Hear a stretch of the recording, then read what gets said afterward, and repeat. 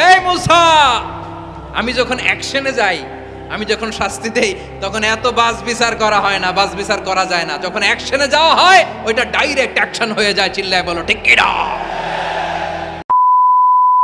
তিনি আল্লাহকে জিজ্ঞেস করেছিলেন, আল্লাহ তুমি যখন কোনো জনপদে আযাব পাঠাও, শাস্তি দাও, ওখানকার শুধু জালেমরাই তো মরে না, ভালো মানুষগুলাও মরে, তো আযাব দিবা মুশরিকদের উপর দিবা, অবাধ্যদের উপর দিবা, ভালো মানুষগুলারে মারো কেন?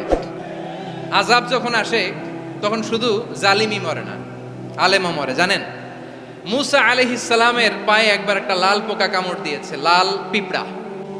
তো উনি রেগে মেগে পাশি দেখে লাল পিঁপড়ার বাসা, পা দিয়ে ডলে মুছে সবগুলো পিঁপড়া মেরে ফেলছে। এই ঘটনাটা আল্লাহ ঘটিয়েছেন এজন্য মুসা আলাইহিস সালাম ছিলেন কালিমুল্লাহ, সরাসরি আল্লাহর সাথে কথা বলতেন। আল্লাহ বললেন, মুসা তোমার যে কামড় দিছিল পায়ের মধ্যে পিঁপড়া, কয়টা পিঁপড়া? জোরে বলেন। একটা পিঁপড়া, তো সবগুলারে মারলা কেন? রেগে মেগে পুরো পিঁপড়ার বাসা ভেঙে ম্যাসাকার করলা কেন? এই মুসা, আমি যখন অ্যাকশনে যাই, আমি যখন শাস্তি দেই, তখন এত বাস বিচার করা হয় না, বাস বিচার করা যায় না। যখন অ্যাকশনে যাওয়া হয়, ওইটা ডাইরেক্ট অ্যাকশন হয়ে যায়। চিল্লায় বলো ঠিক কিনা?